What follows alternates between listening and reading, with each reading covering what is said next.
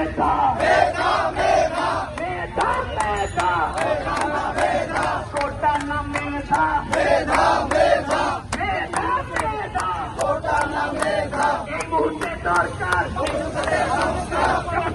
সংস্কার এই মুহূর্তে দরকার আমার মুখে এক বয়ান ছাত্র সমাজ জেগেছে জেগেছে জেগেছে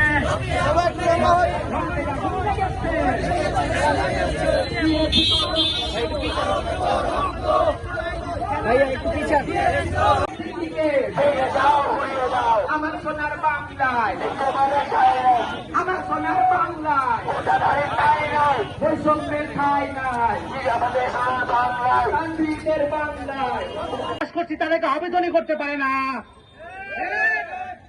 এখন আপনি দেখতে পারবেন আজকে আমাদের ওয়াকার পাকিস্তান চায়না সব জায়গায় আপনি দেখতে পারবেন সাব ইঞ্জিনিয়ারিং প্রথম মুক্ত থাকে, শুধু বাংলাদেশে এটা কেন শুধু ব্লক করা হবে তোমাদের জন্য, এর উত্তর আমরা আজও পাইলাম না। সুতরাং এই দেশের প্রকৌশল কাজকে যদি আপনারা রক্ষা করতে চান তাহলে এসএসসি এবং যারা অভিভাবক আছে তারা আপনারা অবগতি হন যে এই খাতে চলতেছে ভীষণ রকমের বৈষম্য। 2010-এর পর যেগুলো বিদ্যুৎ কেন্দ্র চালু হয়েছে সবগুলো বিদ্যুৎ কেন্দ্রে ডিপ্লোমা দশম গ্রেডের প্রমোশন নিয়ে আজকে তৃতীয় চতুর্থ গ্রেড পর্যন্ত তারা হয়ে গেছে, প্রকৌশলী পর্যন্ত হয়ে গেছে। যদি এটা এখন থামাতে আমরা না পারি তাহলে মনে রাখবেন আমাদের প্রকৌশল খাত ধ্বংস হয়ে যাবে এবং বেস ইঞ্জিনিয়ারিং শুধু তৈরি হবে কিন্তু কর্মসংস্থান তৈরি হবে না। ধন্যবাদ সবাইকে। আমরা আসলে নর্মালি এটা দেখা গেছে এই বছরের মার্চের থেকে আমরা হচ্ছে এই বৈষম্য বিরোধী একত্রিত হতে শুরু করি। এইটা আজকে হয়তো বা আরো অনেকদিন পরে হলেও আমরা একত্রিত হতাম, কারণ এই বৈষম্য চলে আসছে সেই স্বৈরাচারের আমল থেকে। সেই স্বৈরাচার বেশিরভাগ শেখ হাসিনা এদেশের প্রকৌশল খাতকে ভারতীয় ষড়যন্ত্রে ধ্বংস করার জন্য সে বিভিন্ন ধরনের পদক্ষেপ নেয়। তার প্রথম পদক্ষেপটি ছিল যে 2013 সালে দশম গ্রেড বা উপসহকারী প্রকৌশল পদে শুধুমাত্র ডিপ্লোমাদের জন্য ব্লক করে দেয়, এবং তার পরবর্তী যে ধাপটি ছিল সেটা হচ্ছে 2024 সালে স্বৈরাচার হাসিনা ভারতীয় ষড়যন্ত্রে এই ডিপ্লোমা ডিগ্রিকে বিএসসি সমমান দেওয়ার চেষ্টা করে। কিন্তু আমরা দেখতে পেয়েছি 2024 সালে ছাত্র জনতার গণঅভ্যুত্থানে স্বৈরাচার হাসিনার পতনের পর এই দাবি নিয়ে তারা বেশি দূর আগাতে পারেনি। আপনি দেখতে পারবেন 2010 সালের পর থেকে যতগুলো বিদ্যুৎ কেন্দ্র রয়েছে প্রত্যেকটাতে ডিপ্লোমারা দশম গ্রেডে ঢুকে এবং বর্তমানে তৃতীয় এবং চতুর্থ গ্রেডে তারা জয়েন করেছে। আপনি যদি একটা বিষয় খেয়াল করেন সেটা হচ্ছে সাধারণত জেনারেল চাকরিতে আমরা দেখতে পাই দশম গ্রেডে ঢুকতে হলে আমাদেরকে ন্যূনতম যোগ্যতা স্নাতক পাস হতে হবে। তাহলে প্রকৌশল খাতে কেন দশম গ্রেডে আমার চাকরির জন্য শুধু তারা অ্যাপ্লাই করতে পারবে যারা কিনা মানহীন কারিগরি শিক্ষা গ্রহণ করে তারা দশম গ্রেডের দ্বিতীয় শ্রেণীর সরকারি অফিসার হয়ে যাচ্ছে? এটা কি বাংলাদেশে এটা থাকা যায়? এই বৈষম্য যদি দুর্নীতির প্রকৌশল বিশ্ববিদ্যালয়গুলো বন্ধ করে দেওয়া উচিত, কারণ এই ধরনের একটা অযৌক্তিক একটা সিন্ডিকেটের কাছে আমাদের দেশ জিম্মি হতে পারে না। কোনো ধরনের আইন নেই যে দশম গ্রেডে বিএসসি আবেদন করতে পারবে না, এটা আমাদের কাছে একটা সিন্ডিকেট। আমরা এই সিন্ডিকেটের বিরুদ্ধে এখানে আবেদন করছি। আমাদের এখানে ব্যক্তিগতপূর্ণ কিছু নেই, আমরা দেশ ও জাতির উন্নতির জন্যই আমরা এই দাবি উপস্থাপন করছি এবং আমরা আশা করি দ্রুত সরকার আমাদের তিনটা দাবি মেনে নেবে। বাংলাদেশে বর্তমানে না, এটা প্রায় যুগ যুগ ধরে চলে আসতেছে, বর্তমানে এটা আমাদের দৃষ্টিগোচর হয়েছে এক ভয়াবহ বৈষম্য চিত্র আমি আপনাদের সামনে তুলে ধরবো। যে বর্তমানে যে ডিপ্লোমা যারা আছে এই ডিপ্লোমা অ্যাকচুয়ালি তারা পলিটেকনিকে পড়তো। পলিটেকনিক হয় আপনারা জানেন এসএসসির পরে যারা ঝরে পড়া ছাত্র থাকে, যারা অ্যাকচুয়ালি মেইন স্ট্রিম পড়াশোনা যারা টিকতে পারে না, এইচএসসিতে যারা সায়েন্স নিতে পারে না, তো তারা অ্যাকচুয়ালি এসএসসি লেভেলে আর্টস কমার্স থেকে তারা পরবর্তীতে পলিটেকনিকে ভর্তি হয়। বর্তমানে পলিটেকনিক গুলোর চিত্র অত্যন্ত খুব ভয়াবহ অবস্থা। ওইখানে ঘুষ, লোডিং, 500 টাকা 1000 টাকা দিয়ে তারা নাম্বার পাচ্ছে এবং বেশিরভাগ তারা প্র্যাকটিক্যাল মার্কস পায়। আপনারা জিজ্ঞেস করতে পারেন এগুলো আমরা কিভাবে জেনেছি।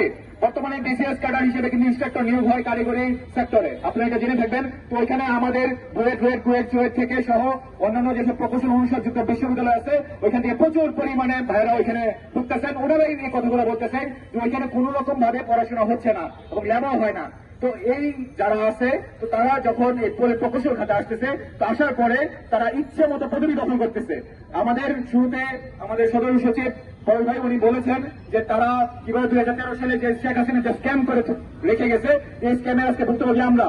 2008 সালে যে সুপারভাইজার টেকনিশিয়ান পদ ছিল ওইটা তাদের জন্য বরাদ্দ ছিল। বর্তমানেও তাদের জন্য supervisor, senior technician, electrician, machine operator এগুলো তাদের জন্য পদ। তো তারা 2008 সালে এই সুপারভাইজার টেকনিশিয়ানের পদটাকে বদল করার জন্য 2013 সালে তারা ভয়াবহ সন্ত্রাসী কার্যক্রম করে, দেশব্যাপী নৈরাজ্য, সাধারণ মানুষকে হেনস্থা, সারা দেশ ব্লক করে পুলিশকে হত্যা করছে, পুলিশ মারছে, এমনকি তারা নিজেরও অনেক অ্যারেস্ট হয়েছে। আপনারা এটা গুগলে সার্চ দিলে এটা উত্তর পাবেন। তো এরপরে তারা এটাকে প্রকৌশলীতে নিয়ে গেছে। আপনি চিন্তা করেন, যে লোকটা টেকনিশিয়ান ছিল তাকে এখন প্রকৌশলী নামে পদবি দেওয়া হচ্ছে। এরপরে তারা যত জায়গায় ঢুকতেছে এই প্রকৌশলী হিসেবে তারা শুধুমাত্র পেশি শক্তি, লবিং, সন্ত্রাসী কার্যক্রম, এমডি, ম্যানেজিং ডাইরেক্টর, চেয়ারম্যান তাদেরকে জিম্মি করে, তাদেরকে আটকে, এমনকি সিনিয়র যারা প্রকৌশলী আছে তাদেরকে মারধর করে তারা অবৈধ প্রমোশন নিচ্ছে। ইন্টারে উত্তীর্ণ হয়ে গেছি। তো এখন ইন্টারে উত্তীর্ণ হওয়ার পরে আমাকে তো কাছাকাছি কিছু একটা করতে হবে, তাই আমি এখন হচ্ছে যে বোর্ডে পড়াশোনা করছি আর কি। আমাদের তো আচ্ছা, আইরনি সাইড, আপনারা জানেন যে আমরা কিন্তু অনেক বড় একটা বৈষম্যের শিকার, যেখানে আমরা অনেকেই মনে করি যে আমাদের যারা বোর্ডের ভাইরা আছে বা অন্যান্য অনেক বাসীর ভাইরা মনে করে যে ইঞ্জিনিয়ার মানে সহজে হচ্ছে আমরা বিদেশ চলে যাবো বা এরকম একটা মানে জিনিস নিয়ে আমরা চিন্তা করে থাকি যে বাংকার। আমরা সবাই একটা জিনিস আমাদের মনে কিন্তু স্থায়ী হয়ে গেছে কি, যে আমাদের বাংলাদেশে তেমন একটা ভালো চাকরি হয় না। আমাদের বাংলাদেশে চাকরি কেন হয় না? আমাদের বাংলাদেশে চাকরি হয় না যে এই বৈষম্যের কারণে, এই কোটার বৈষম্যের কারণে আমাদের বাংলাদেশে ঠিক মতো চাকরি হয়, এবং এই জিনিসটা আমাদের মধ্যে ডরন হয়ে চলে আসছে। আমরা সবাই চিন্তা করি যে আমরা আমেরিকা যাবো, আমরা এই দেশ যাবো, ওই দেশে যাবো। আমাদেরকে আমাদের দেশে থাকার অধিকার নাই, আমাদের দেশে থাকার অধিকার নাই। আমরা এই জন্য আজকে আমাদের এই 3 দফা, আমাদের এই মহাসমাবেশে আমরা প্রকৌশলী হিসেবে, আমরা বিএসসি ডিগ্রিধারীরা প্রকৌশলী হিসেবে আমরা এখানে 3 দফা দাবি এসেছি। দাবিগুলো আপনারা একটু দাবিগুলো বলেন। যে বৈষম্যমূলক যে কোটাগুলো রয়েছে এবং তার বিপরীতে দাঁড়িয়ে, তার বিরুদ্ধে দাঁড়িয়ে আমাদের যে দাবিগুলো রয়েছে সেই 3টি দাবি আমি সুনির্দিষ্টভাবে পাঠ করছি। বৈষম্য নিরসনে আমাদের 3 দফা: ইঞ্জিনিয়ারিং নবম গ্রেড সহকারী প্রকৌশল বা সমমান পদে প্রবেশের জন্য নিয়োগ পরীক্ষা দিয়ে উত্তীর্ণ হতে হবে এবং ন্যূনতম বিএসসি ডিগ্রিধারী হতে হবে। কোটার মাধ্যমে কোনো পদোন্নতি নয়, এমনকি অন্য নামের সমমান পদ তৈরি করে পদোন্নতি দেওয়া যাবে না। 2, টেকনিক্যাল 10ম গ্রেড বা উপসহকারী প্রকৌশল বা সমমান পদের নিয়োগ পরীক্ষা ডিপ্লোমা ও বিএসসি ডিগ্রিধারী উভয়ের জন্য উন্মুক্ত করতে হবে। 3, ইঞ্জিনিয়ারিং বিএসসি ডিগ্রি ব্যতীত প্রকৌশলী পদবি ব্যবহারকারীদের বিষয়ে যথাযথ আইনি পদক্ষেপ গ্রহণ করতে হবে।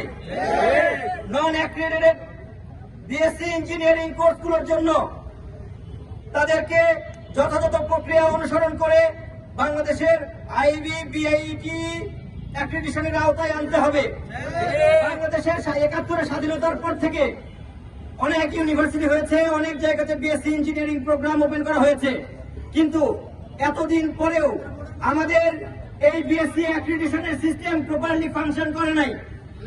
অনেক প্রাইভেট ইউনিভার্সিটি হয়েছে, অনেক বিএসসি ইঞ্জিনিয়ারিং এর অনেক প্রোগ্রাম ওপেন করা হয়েছে, এখনো তাদের জন্য সুনির্দিষ্ট নীতিমালা আসেনি, তাদের সাথে ঠিক মতো বসা হয়নি, তাদেরকে বিএসসি ইঞ্জিনিয়ারিং যে প্রপার স্ট্রাকচার তাদেরকে এর আওতায় নিয়ে আসা হয়নি।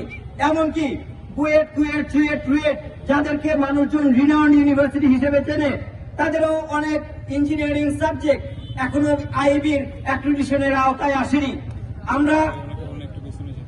আমরা এই মুহূর্তে দাঁড়িয়ে এখানে বাংলাদেশের প্রকৌশল খাতের প্রপার সংস্কার চাই এবং আমাদের যে 3 দফা দাবি, এই 3 দফা দাবির অতি দ্রুত সময়ের মধ্যে সংস্কার চাই। আপনারা দেখেছেন, আপনারা গণ অভ্যুত্থান